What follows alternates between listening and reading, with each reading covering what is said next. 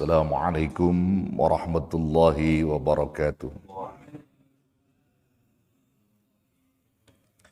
Bismillahirrahmanirrahim. Alhamdulillahil hadi liman yasha'u bifadlih, al-mudillu liman yasha'u bi'adlih, wassalatu wassalamu ala man la nabiyya min ba'dih. Sayyidina wa syafi'ina wa maulana Muhammad wa ala alihi wa sahbihi wa ba'du fayaqulullahu subhanahu wa ta'ala fi muhkami tanzilih wa huwa a'lamu bi muradih. Qalu subhanaka la ilma lana illa ma 'allamtana innaka antal alimul hakim. Para pencinta ilmu yang insya Allah semuanya selalu dirahmati, dimuliakan, dicintai dan diridhoi Allah Jalla Jalaluh. Satu pasal yang menerangkan tentang tahrimu surbil khamr, diharamkannya atau larangan meminum minuman keras. Ya. Nanti kita akan lihat tahapan-tahapan hukum yang diturunkan Allah terhadap khamar itu bagaimana, lalu kemudian madaratnya bagaimana, ancamannya bagaimana, dan siapa-siapa yang terkena laknat dan juga azab dari Allah itu siapa, nanti kita akan bahas, saudara ya. Jadi ini bagian daripada pemahaman dan pengetahuan kita tentang itu. Jadi jangan sampai kita hanya mendengar Quran dan hadis berkata haram, tapi di mana sisi haramnya? Lalu bagaimana sabab musabab keharamannya gitu ya. Nah, di kajian ini kita akan angkat itu. Jadi supaya kita paham, oh ternyata sisi keharamannya ada di sini. Oh ternyata sababnya ini, begitu ya. Nah ini kita akan kaji malam ini tentang masalah diharamkannya atau dilarangnya meminum dengan minuman keras yang disebut dengan khamar, gitu ya. Nah saudara yang dirahmati Allah, kenapa khamar atau yang disebut dengan minuman keras itu dilarang oleh Allah Subhanahu wa Ta'ala? Nah, ini dalam proses pengharamannya itu ada tahapan, saudara ya. Ada tahapan. Jadi saya akan bicara tahapannya dulu ya, biar paham saudara-saudara sekalian. Pada masa Islam itu hadir ya, di bawah Rasulullah SAW, kebiasaan masyarakat jahiliyah itu memang meminum minuman khamar. Jadi kebiasaan mereka seperti itu. Termasuk Umar ibn Khattab, sebelum beliau Islam, beliau gemar di dalam meminum khamar, saudara ya. Beliau gemar di dalam meminum khamar. Terlebih beliau juga kan disebut apa? Sebagai singanya padang pasir, ya. Yang sebelum Islam gagah, berani menentang Islam. Tapi ketika dia masuk Islam, juga termasuk gagah berani membela Islam. Itu Umar. Ya.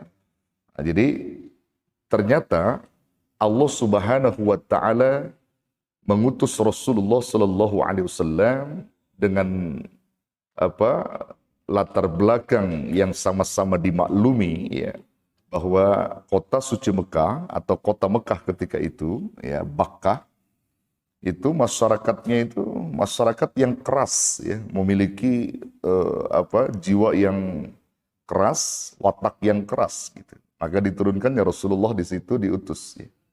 Nah, ketika Islam di bawah Rasulullah, ini pun punya tahapan ya. Tahapannya enggak sekaligus, sudah dalam hal ini ketika Allah mengharamkan sesuatu misalnya ya, tidak langsung memponis bahwa sesuatu yang diturunkan ini adalah haram bagi mereka. Ya, mungkin kalau seperti itu daya jual Islam tuh kurang gigit, saudara ya. Bisa jadi ditinggal kabur itu. Nah, itu dalam bahasa dakwah kan ada tahapan-tahapan ya. Ternyata bentuk pengharamannya juga punya tahapan gitu. Jadi khamar itu diharamkan Allah tuh punya tahapan, saudara ya. Nanti saya akan bahas nih. Nah ini tahapan-tahapan pertama, saudara, ketika Allah Subhanahu wa Ta'ala ya mengharamkan tentang khamar, itu Allah menunjukkan kepada masyarakat jahiliyah ya, pertama itu ada 4 tahapan ya. Ada 4 tahapan di mana khamar itu diharamkan gitu. Ada 4 tahapan. Jadi tahapannya itu pertama apa, kedua apa, sampai pada keempat itu apa. Ya. Karena lihat dari latar belakang masyarakat jahiliyah yang memang sukanya mabuk-mabukan. Bahkan di satu sisi juga memberikan manfaat di dalam khamar itu sendiri ya. Nah, kita lihat ya. Tahapan pertama Allah Subhanahu wa taala bahwa khamar yang dimaksud minuman keras itu ya, khamar yang diambil dari buah-buahan seperti buah anggur dan buah kurma pada saat itu tahapan pertama itu dibolehkan, saudara. Tahapan pertama ini karena dalam unsur dakwahnya Rasulullah sallallahu alaihi wasallam ketika itu ya dibolehkan khamar itu karena khamar merupakan satu bentuk pekerjaan masyarakat jahiliyah yang saat itu. Ya, masyarakat jahiliyah. Coba lihat surah An-Nahl ayat 67.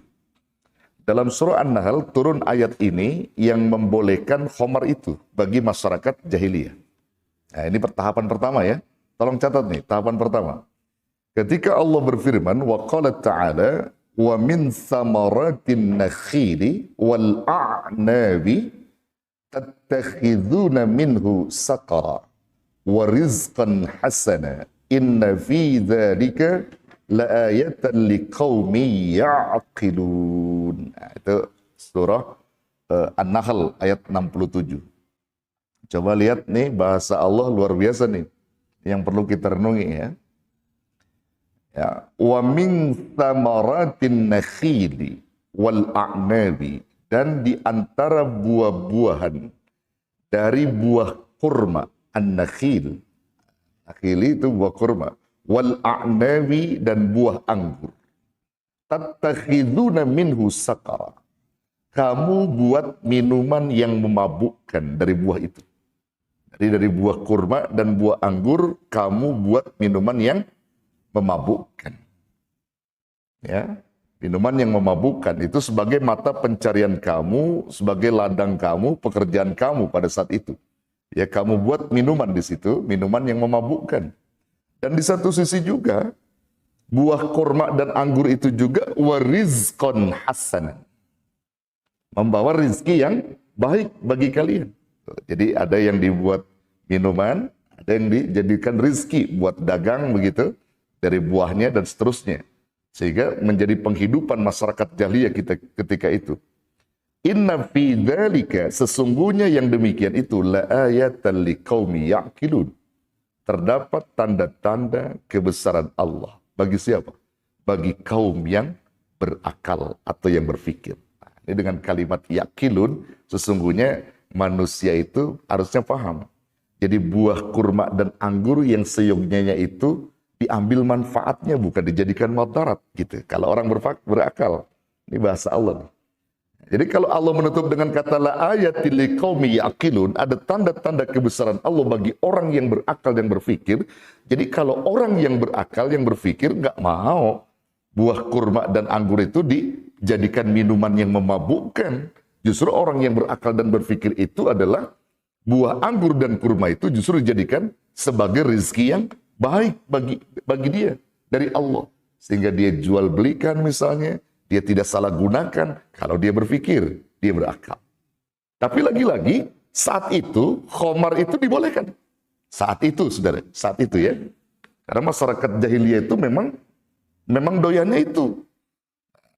Ini tahapan pertama, saudara.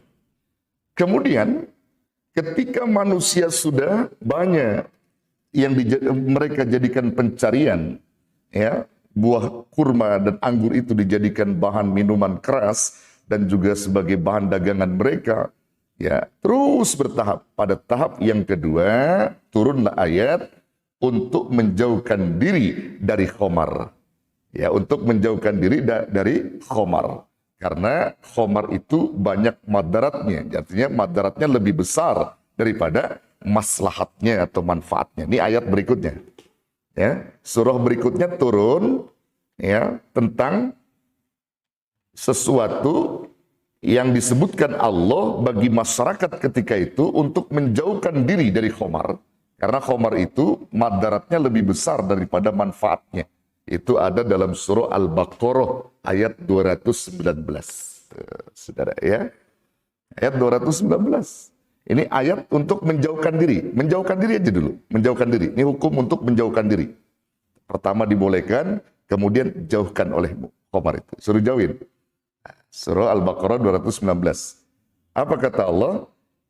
Yas'alunaka 'anil khamri wal maisir. Qul fihima ismun kabir wa manafi'u linnas wa ithmuhuma akbar min naf'ihima. Itu surah Al-Baqarah ayat 219. Yas'alunaka 'anil khamri. Mereka bertanya kepadamu Muhammad tentang minuman keras, minuman yang memabukkan itu, tentang khamar wal maisir dan juga judi. Ya, perjudian memang itu juga pekerjaan masyarakat jahiliyah. Ketika mereka bertanya tentang khamar dan judi kepada Muhammad, kul, katakan fihima ismun kabir. Di dalam keduanya atau pada keduanya, pada khamar dan judi itu ismun kabir, adalah dosa yang besar. Wa manafi'u linnas, dan juga ada beberapa kemanfaatan bagi manusia. Di dua itu, khamar dan judi itu ada dua kemanfaatan, beberapa kemanfaatan bagi manusia, kata Allah. Ini kan Allah masih mentolerir, saudara nih, ya, masih mentolerir. Wa ismuhuma akbar. Namun lagi-lagi dosa keduanya itu lebih besar min naf'ihima, daripada kemanfaatannya. Kalau orang berpikir kira-kira milihnya manfaat atau madarat? Jadi dosanya lebih besar, saudara, daripada manfaat tadi itu, manfaat yang disebut khamar dan judi. Nah sekarang pertanyaan saya, manfaat khamar dan judi itu apa? Nah, ini ditafsirkan oleh beberapa mufassir Quran. Salah satunya saya kutip di dalam kitab tafsirnya Al-Imam Al-Syekh Abdurrahman bin Nasir As-Sa'di. Dalam tafsir As-Sa'di itu dijelaskan bahwa yang dimaksud kemanfaatan daripada khamar dan judi itu di dalam sisi keduniaan, ya saudara ya. Kemanfaatannya dalam sisi keduniaan, bukan dalam akhirat ya. Menurut beliau, pada saat itu masyarakat jahiliyah ya, yang dikatakan khamar, di sisi manfaat dia bisa jual. Dia bisa ngejual dan menguntungkan dia. Nah, itu manfaat dunia, saudara ya. Manfaat dunia. Itu yang dimaksud. Ada kemanfaatan untuk mencari kehidupan mereka. Dia menjual minuman khamar itu. Ya. Yang kedua, masalah judi. Judi itu juga ada kemanfaatan dalam hal dunia. Dalam hal dunia sekali lagi, ketika orang yang berjudi itu menang. Tapi lagi-lagi, semua itu bullshit semua. Artinya tidak memberikan manfaat yang khusus di akhirat. Semua hanya dunia saja. Yang itu dikatakan oleh Allah bahwa dosanya lebih besar daripada manfaatnya. Itu dalam sisi keduniaan, bukan manfaat dalam sisi dunia, bukan akhirat, saudara. Dalam hal ini, tahapan ayat ini menunjukkan masih dalam apa ya istilahnya? Kalau tadi kan hukum boleh, ini agak sedikit jauhin dulu, jauhin. Ya, jauhin. Khamar sama judi itu jauhin. Artinya satu ketika ada orang yang masih mau melakukan, Allah masih tolerir. Karena memang kebiasaan dia masih begitu. Kebiasaan orang-orang jahiliyah masih banyak yang pada berjudi dan minum khamar. Ini ayat yang kedua. Tahapan kedua turun menegaskan bahwa madarat khamar dan judi itu lebih dahsyat. Ya, lebih dahsyat, dosanya lebih besar. Jadi memberikan penegasan kepada orang-orang jahiliyah ketika itu. Makanya dalam ayat ini, saudara, Sayyidina Umar mendengar ayat ini langsung, saya berhenti dari khamar. Saya berhenti dari khamar. Langsung tuh dia putuskan. Umar bin Khattab. Ya, karena dosanya lebih besar. Saya berhenti, kata Umar. Masya Allah. Saudara, ketika manusia diturunkan tahapan yang kedua ini masih dalam batas tolerir, karena untuk menjauhkan saja, maka turun ayat berikutnya. Surah berikutnya turun, ini menjelaskan tentang hukum khamar dan judi itu, yaitu tentang melarang manusia meminum khamar atau mendekati khamar pada satu waktu dan di waktu yang lain masih dibolehkan. Pada satu waktu dibolehkan, satu waktu yang lain dilarang. Satu waktu dilarang, satu waktu dibolehkan. Kok begitu? Lihat ayatnya. Lihat ayatnya sudah. Ya.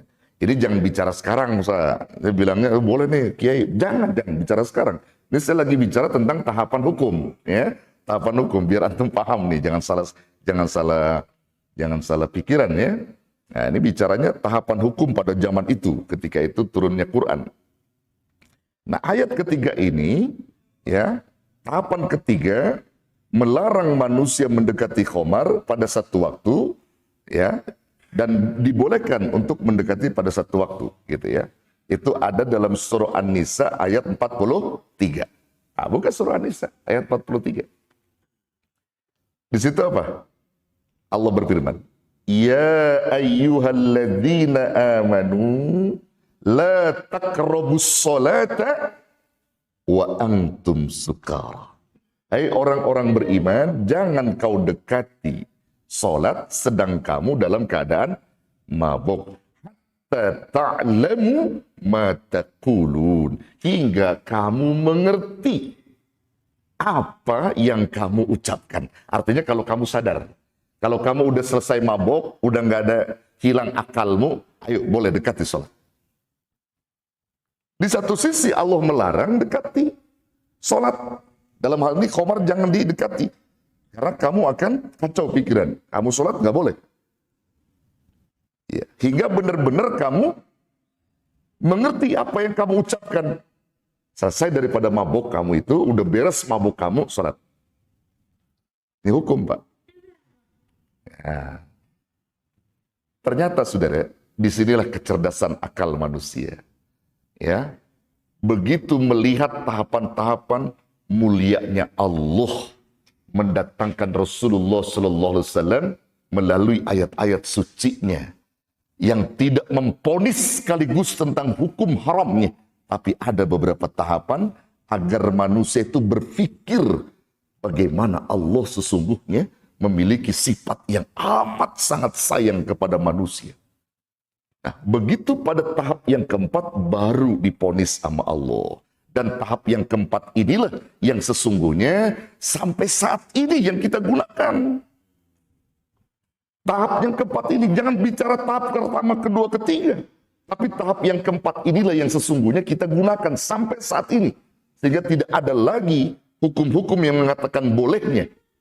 Tapi tahap yang keempat dengan tegas Allah Subhanahu wa Ta'ala sebutkan, dan ketika masyarakat Muslim jahiliyah yang saat itu sudah benar-benar mengerti tentang ajaran Islam yang dibawa oleh Rasulullah Sallallahu Alaihi Wasallam, maka tahapan yang keempat ini larangan tegas diharamkannya khamar dan judi atau yang sejenisnya. Diharamkan oleh Allah Subhanahu wa Ta'ala. Itu ada dalam surah Al-Maidah ayat 90 dan 91. Ditegaskan oleh Allah Subhanahu wa Ta'ala, "Ya ayyuhalladzina amanu innamal khamru wal maisiru wal ansabu wal azlamu rijsum min amali syaitan fajtanibuhu la'allakum tuflihun." Itu ayat 90-nya. Disebutkan oleh Allah, wahai orang-orang yang beriman, innamal khamru wal maisir, sesungguhnya minuman keras itu dan judi itu, wal ansabu, dan berkorban atau menyembelih hewan untuk berhala-berhala, wal azlam, dan juga mengundi nasib dengan anak panah, rijsum, adalah satu perbuatan keji min amali syaitan, yang termasuk perbuatan-perbuatan setan. Fajtanibuhu, maka jauhkan oleh kalian, la'allakum tuflihun, agar kalian beruntung, saudara. Nah, ini tahapan keempat, hukum haramnya, saudara. Hukum haramnya. Dan tahapan keempat inilah yang menjadi hukum sekarang ini, saudara. Jadi dengan cara apapun dilarang, diharam. diharamkan. Jadi kita jangan balik kepada hukum awal tadi itu. Ya, ini ayat inilah yang menjelaskan haramnya, dan itu ketegasan Allah menurunkan tahapan haram terhadap khamar dan judi itu. Ya, ayat 91-nya Saudara, 91-nya itu tentang tipu muslihat setan Saudara kepada kita dari minuman khamar dan judi itu.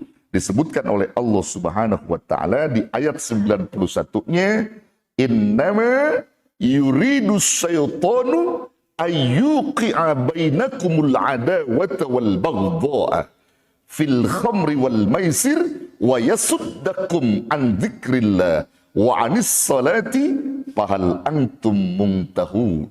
Nah, itu surah Al-Maidah ayat 91-nya yang dikatakan oleh Allah, difirmankan oleh Allah, dengan sabab khamar, minuman keras dan judi itu, innama yuridu syaitan, sesungguhnya atau bahwasanya setan itu menginginkan, ya, setan itu menginginkan ayyuqi'a bainakumul adawata wal baghdha, supaya kamu itu menimbulkan di antara kamu akan permusuhan, wal baghdha, dan kebencian. Dengan sabab khamar dan judi itu, biar kamu pada bermusuhan dan benci di antara kalian semua.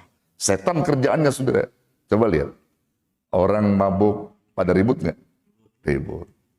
Orang mabuk kemudian apa yang dia lakukan?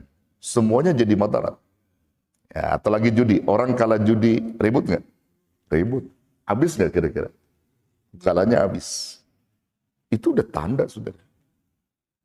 Tipu muslihat setan semua itu. Tipu muslihat setan. Maka itu jelas bahwa khamar dan judi itu haram sampai saat ini, bahkan sampai hari kiamat. Nggak bisa ditolerir lagi Saudara. Nggak bisa ditolerir lagi. Haram hukumnya. Ya, jadi setan itu memang selalu ingin menimbulkan kegaduhan-kegaduhan Saudara.